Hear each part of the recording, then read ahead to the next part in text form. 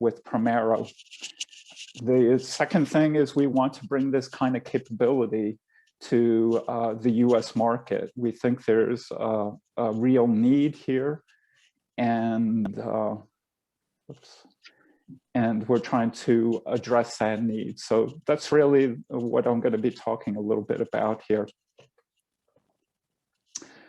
So as I said, this is a case management targeted for social work. In the US context, it's also going to be for health and human services. We're expanding the scope a little bit. We've already started down this route. We're using Primero not only in the UNICEF context, but in others for situations like child labor situations in Africa. We just signed a contract with a large chocolate provider, one of the major ones in the world, and they're going to be using Primero for that situation. We believe that Primero is a very good solution for not only international cases, but for the domestic market too. It's battle tested, it has a strong following, and it has a relatively unique model. It's what we call a digital public good. The software is actually free, open source. Anyone can adopt it and tune it to their needs. And we, along with UNICEF, help support, grow the capability, and try to provide a community around Primero to constantly be improving it. And I'm just going to go through this kind of quickly.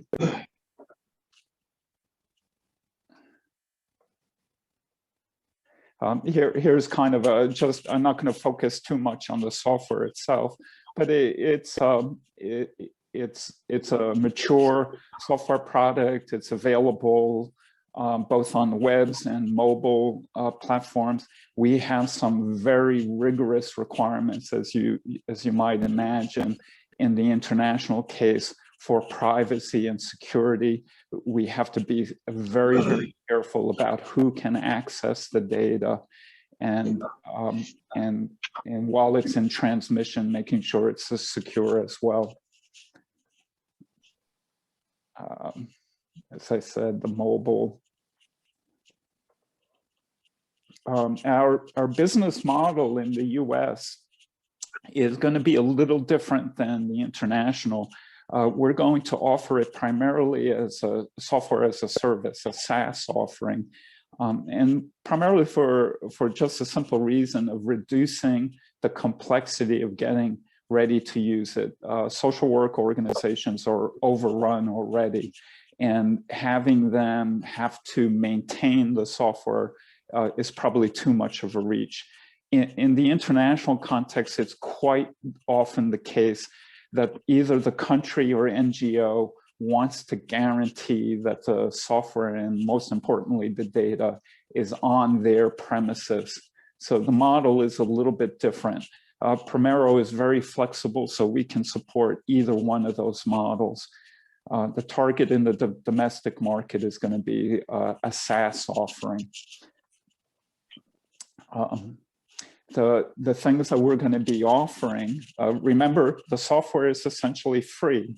So we have to provide value add on top of that. And the things that we're going to be focused on is configuring it for the particular workflow the organization has. So for example, say we sold it to the State Department to try to manage, or excuse me, the border control agencies to try to manage refugee flows across our southern borders. They're going to have a very different configuration and workflow compared to social workers handling a homeless situations.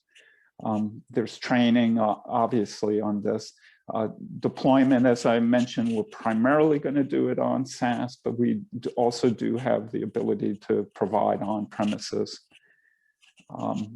and any other kind of customization. So for the chocolate distribution, child labor situation, we had to customize it quite a bit.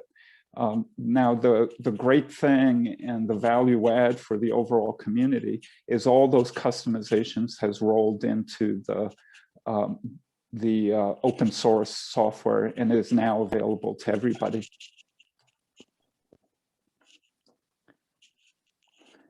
The kind of maybe most important thing is this is really ready to go.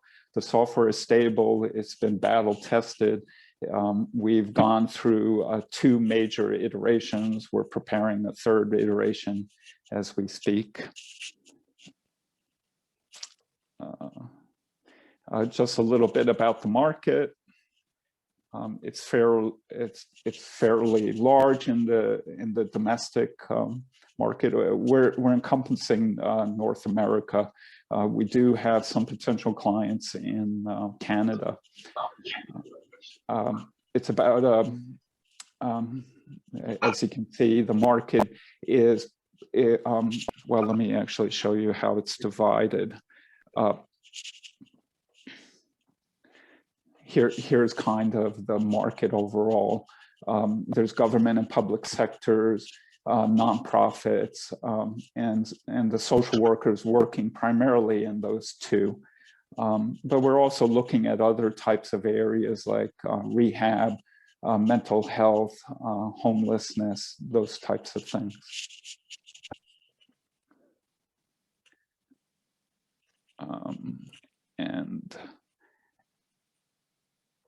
And there are some players in this other offerings in this market, in the domestic market. We're really the only one that's used across the world internationally. Here are 4 others, and we've done our analysis about how we stack up. In some places, they're stronger than us because they focus on the domestic market from the beginning. We think we have a very competitive offering. And I'm going to finish up now. Here's the primary team. Brad Kane is our president of Quoin. I'm the CTO, and the 2 main folks that have been with Primero from the very beginning is Pavel as a technical director, technical lead, and Sue Willard, who's been the primary project manager, business analyst, interfacing with the client. And you can imagine that's an incredibly challenging job. We're working with the UN, governments across the world. It's a very, very challenging situation. Here's the ask that we're, a rough idea of what's going to be needed. We're looking for an investment of $750K. The cash that's required. It's not, as far as startups go, it's not a terribly large ask. We're planning on setting up a separate division of Quoin.